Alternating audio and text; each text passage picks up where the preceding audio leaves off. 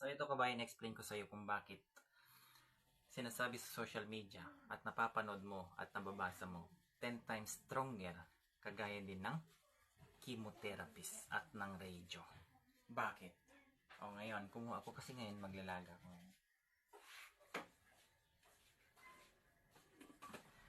Okay, para gagawin kong tsaa. Ano bang meron dito sa goyabano? According sa pag-aaral ng AGU, okay, AGU, o kaya sa tinatawag na Oculi ng 2017 at saka yung Wemel et al. O kaya sa ugr.org. Okay. Ang meron dito sa guyabano, mapadahon man, mapastem man, o mapabunga man, meron silang natuklasan base sa kanilang pag-aaral na ito ay mataas sa mga tinatawag na bioactive compounds. Gaya ng kabayan, mataas ang tannins, mataas ang flavonoids, mataas ang kanyang phytosterols, alkaloids, mataas ang saponins. Yang mga ganyang compounds ay tinatawag ng bioactive, which is known to be a cytotoxic, natural cytotoxic therapies. Ngayon, alam mo na ba kung bakit? Meron pang ginawang pag-aaral. Base sa kanilang pag-aaral, natuklasan nila, kaya maganda ito sa kalusugan mo kabayan, lalo na sa mga merong ganito. Base sa pag-aaral din ng ibang mga researcher dyan, ginamitan ng panel review. Okay.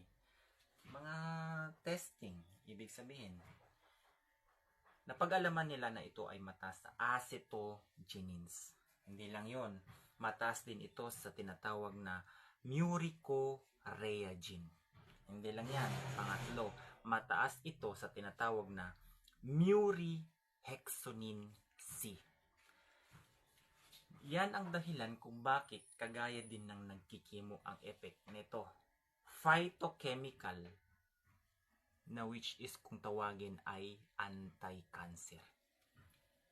Cytotoxic, ibig sabihin, gaya din ng chemotherapy at ng radyo, cytotoxic yan. Cyto means cell, toxic, basta ayaw niya ng mga, lalo na yung may mga tumor cells. In short, cancer cells.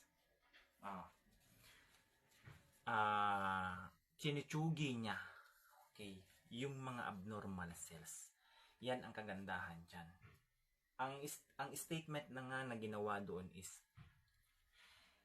exhibited significance cytotoxicities against sa 6 na human tumor cell lines. Tandaan nyo yan.